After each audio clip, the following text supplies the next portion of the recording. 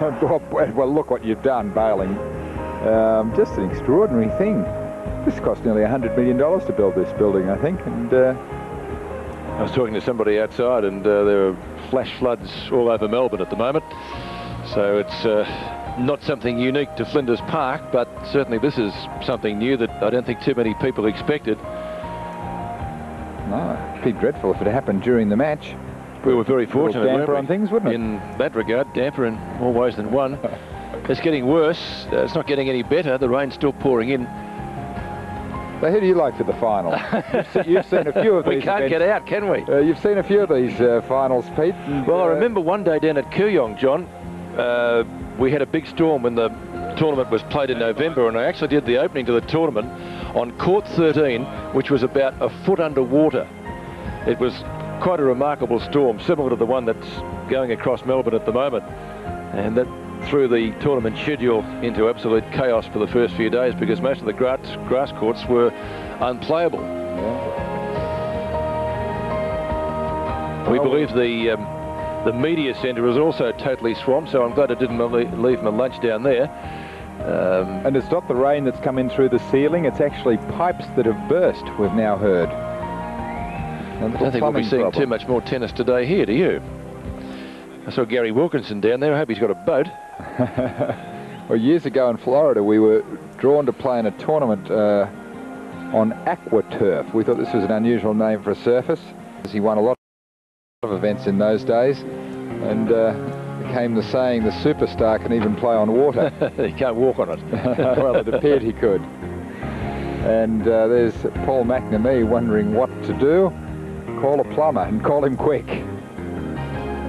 Well, a very good sense of humour all throughout the tournament, Paul McNamee, and I think as his first year in the position as director of the event has certainly distinguished himself. Made some very good decisions on behalf of the tournament, both for this year and the future. Yes, this is one that he didn't expect to have to make, though. The tennis he's getting on high ground, being flooded, and it's getting deeper. I'm just trying to see if the rain has stopped outside or if it's still coming down. I can't hear it as loudly on the roof, John, as it was about 20 minutes ago. It's still coming down, but not as heavy, so it's eased off to a steady downpour.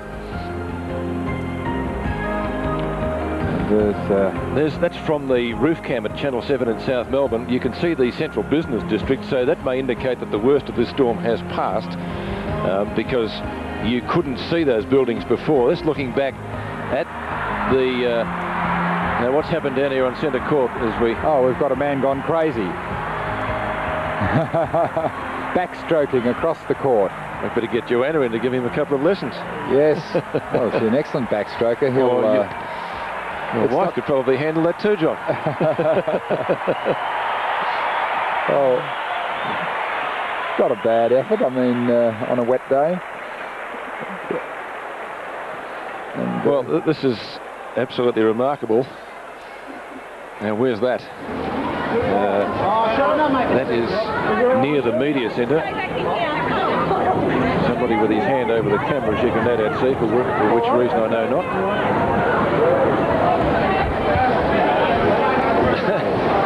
It's just panic stations everywhere here. Fortunately, we can get down without the lifts working, but it'd take you straight out onto the concourse and you'd get drenched. Now let's go down to centre court. Is Craig down there with a raft or something, is he? Where are you, Craig? Now that's the tunnel that goes down to centre court. Players, and there is at least 6 inches of water in this area where it is flooded on to the centre court. Now, from what I can gather, underneath here is a stormwater drain which drains into Melbourne's Yarra River, and it has not been able to cope with the torrential deluge that we've had in the city in the past half an hour. Now, water's come into the centre court from the southern end and has absolutely, as you can see, flooded the entire centre court area. And the officials at the moment are hoping that they can get some pumps working and try as best they can to clear the water off centre court. But officials are also trying to clear as many other people as they can, as there's lots of electrical cables and things like that down here. And there is some concern that the whole area may become alive. But they have shut off the power and are running on emergency power at the moment. But the situation here, the water is at least 6 inches and appears to be still rising, and we'll await further word from the officials here at the National Tennis Centre in Flinders Park as to what they can do. But I can almost guarantee there'll be no more play on centre court here at the 1995 Ford Australian Open today. Back to you. I don't think anybody would argue with you on that score, Craig. We might be able to play underwater hockey or something, but I don't think we'll be seeing too much more tennis. I'm just wondering, John, when they built the tennis either here, if they ever envisaged something like this. Well, what they would be able to do is probably turn on the cooling apparatus and turn it into ice. And the early days of professional tennis, a great many of the matches were actually played on top of ice. They'd put a canvas court over ice. Great days of Pancho Gonzalez and Ken Rosewall and Lou Hode, both of whom were honoured last night. And they would think that the balls got very, very fast when they got cold from the ice, and also the ball boys would complain because their feet would get rather cold standing in one position. All right, well, that's the situation here at centre court. It's very, very dark and gloomy. The rain is easing off. We've got nothing more to tell you, Johanna, from centre court. You're a little bit higher, though, so you're better off than we are. I cannot believe the vision that we have just seen. It has been pouring down out here. Watching the shots on the monitors is just incredible. I've never seen anything like it. Well, earlier today, when we spoke with Mary Pearce, who's in the women's final tomorrow. Sorry about the close, Johanna. No worries, Bruce. I've just run from the broadcast position after the men's singles and got absolutely drenched and saturated. But it's amazing scenes out there and inside the stadium at the moment. Have a look at this. Gigi Fernandez and Renee Stubbs. Oh dear, wrestling in the... This is a show, I mean, this is centre court. I mean, not long ago, if Krickstein hadn't defaulted, Andre Agassi and Aaron Krickstein would still be out there.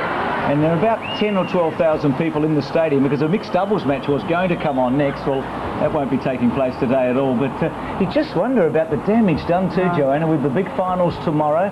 Sanchez, Vicario and Pearce, and then again on Sunday with Sampras and Agassi, because I think we've got two absolutely magnificent finals in terms of anticipation, no question about that. The two dream finals. We certainly do, but right now we'll go back to centre court and to John Alexander to update us. Yes, well, there you see the damage. It really is waterlogged. Round two of the aqua hockey.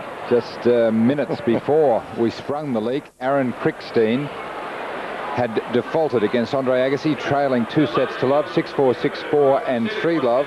As it turned out, he had suffered a groin injury in the very first game. This was in addition to the hamstring injuries that he'd been suffering over the last couple of days and been receiving treatment for. And in the end, it was just too much. And he's had a history of those injuries, though, John, hasn't he, throughout his career, which is most unfortunate.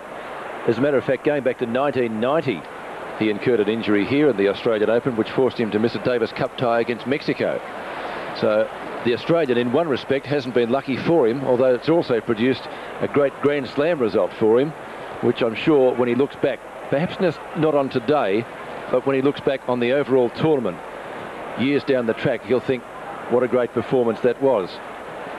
And here is our little sex kitten of the courts, Natalia Zareva, who shimmied and shook the other day to her fans after a doubles match on court 1, hamming it up for the cameraman.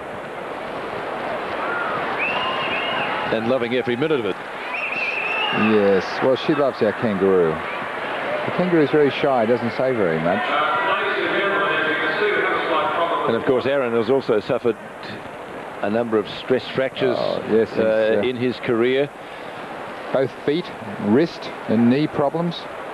But he's had a fairly lengthy career, John. I suppose when you look at it again in hindsight, he's been around, he won his first tournament when he was 16 years of age, and that was back in 1983, so he hasn't had a bad run.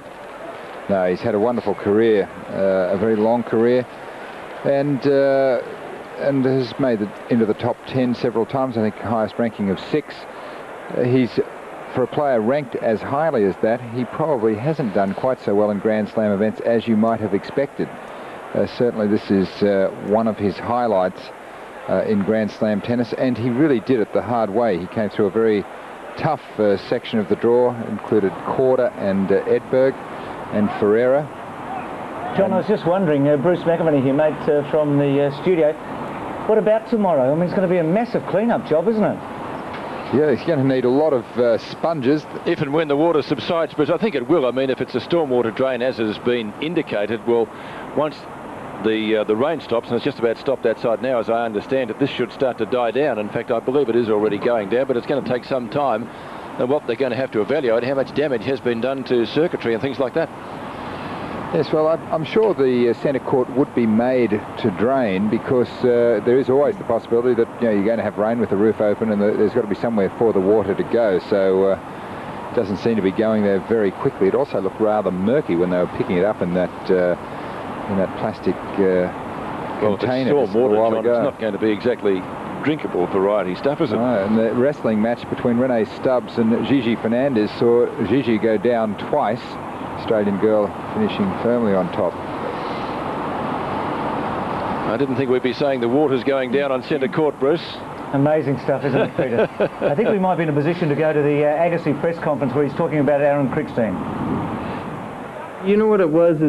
I thought it was his hamstring, because he'd had it wrapped for the past few matches, and he just wasn't moving or executing the shots as well. So, I mean, I picked up the intensity and got the lead on him 4-1, and then really I lost a little bit of the intensity to execute my shots. I pulled off of the ball a little bit and found myself not really concentrating as much as I should have been, and it almost slipped away. But at that stage, I just tried to refocus and and just put them away and pretend everything was all right, But it's tough to get back to hitting the ball at your best when you know the guy you're playing's not. Well, I think he'll be pretty happy after today. I mean, he certainly hasn't had a tough match, there's no doubt about that. Now, we've talked at length about this. Have a little look, and amazing scenes here. This has all happened in the last 25 minutes. Aaron Krickstein's timing was perfect, wasn't it? Defaulting the match. I just wonder if he knew something that no one else did. Just incredible in there. It's up halfway up to their knees. Well, the latest from the National Sportsbook, which is pretty interesting, is that Pete Sampras has maintained his favouritism after Andre Agassi's match today. Sampras is 6-4 on, and Agassi's even money. That's about as even as you can get in a two-horse race. So at this stage, Sampras will probably start favourite. We can see court 1 from where we are at the moment behind us, and that's in a real mess as well. Of course, there'll be final schedule for that tomorrow. And a lot of the matches would not have been completed today. I guess they can take some of them inside where there's not many, some of the practice courts. But it's a day we'll never forget. In fact, it's been a Ford Australian Open we'll never forget. Natasha Zareva, I mean, she's not shy at all. She is having a blast out there. I reckon you'd have to have a very healthy ego to go out with her, don't you? Certainly there's Gigi Fernandez, her doubles partner with her, and they are just hamming it up. Look at that. She's got the kangaroo that was given to her today for being in the finals. She is a nut.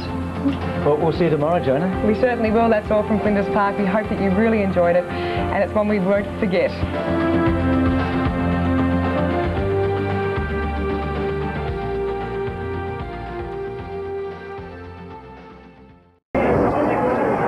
At the back of the screen, you can see the burst pipe spewing water through the Flinders Park corridors.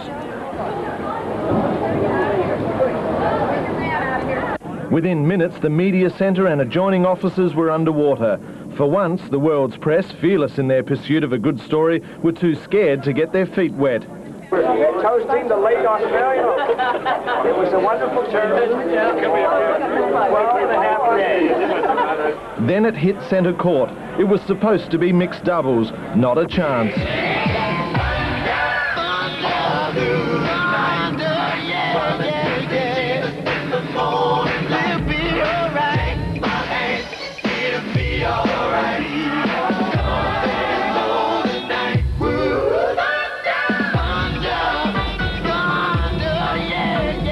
But as quickly as it happened, the rain abated. Within minutes, Flinders Park staff and management hit storm control. The clean-up was on. After all, there was a ladies' final to be played in less than 24 hours.